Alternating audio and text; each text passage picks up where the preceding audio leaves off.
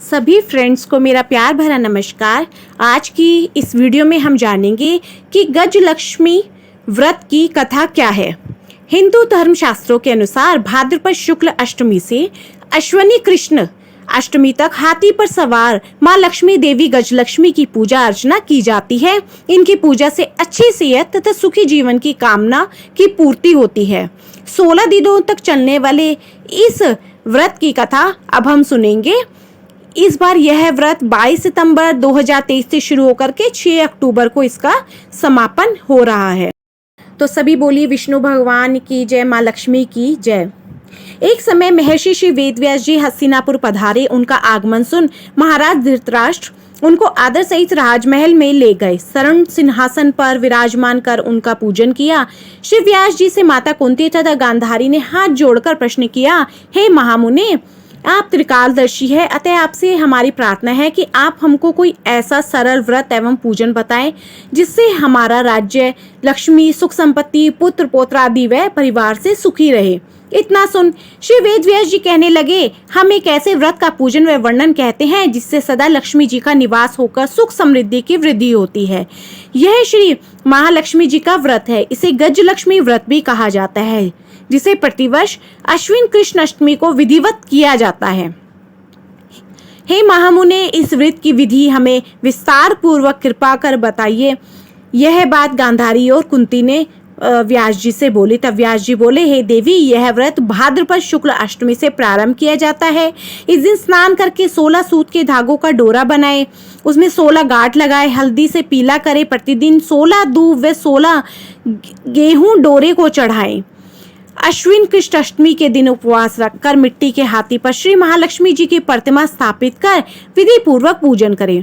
इस प्रकार श्रद्धा भक्ति सहित महालक्ष्मी जी का व्रत पूजन करने से आप लोगों की राज्य लक्ष्मी में सदा अभिवृद्धि होती रहेगी।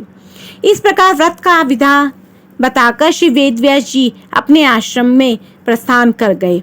इधर समय अनुसार भाद्रपद शुक्ल अष्टमी से गांधारी तथा कुंती अपने अपने महलों में नगर की स्त्रियों सहित व्रत का आरंभ करने लगी। इस प्रकार 15 दिन बीत गए। 16वें दिन अश्विन कृष्ण अष्टमी के दिन गांधारी ने नगर की सभी प्रतिष्ठित महिलाओं को पूजन के लिए अपने महल में बुलवा लिया। माता कुंती की यहाँ कोई भी महिला पूजन करने के लिए नहीं आई। साथ ही माता कुंती को भी गांधारी ने नहीं बुलाया। ऐसा करने से माता कुंती ने अपना बड़ा अपमान समझा। उन्होंने पूजन की कोई तैयारी नहीं की एवं उदास होकर बैठ गई। जब पांचों पांडव युधिष्ठिर, अर्जुन, भीम, नकुल और सहदेव महल में आए तो कुंती को उदास देखकर पूछा, हे माता, आप इस प्रकार उदास क्यों बैठी हैं? आपने पूजन की तैयारी क्यों नहीं की?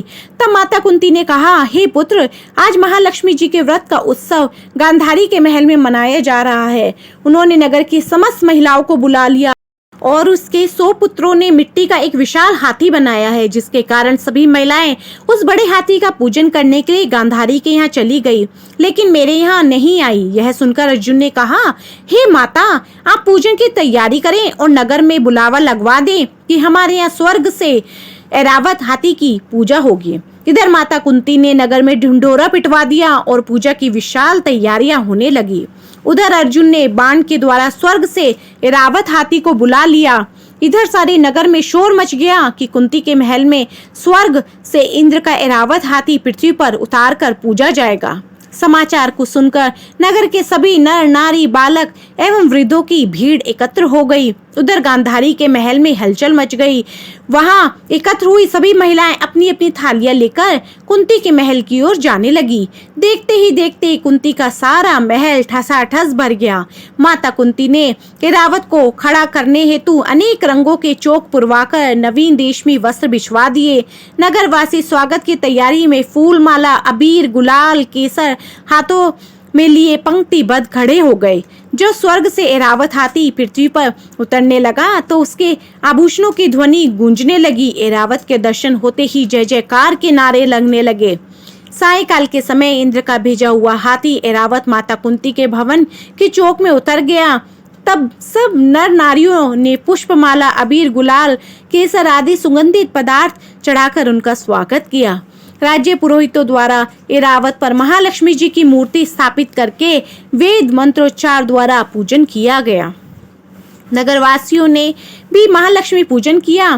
फिर अनेक प्रकार के पकवान लेकर ऐरावत को खिलाए गए और यमुना का जल उसे पिलाया गया।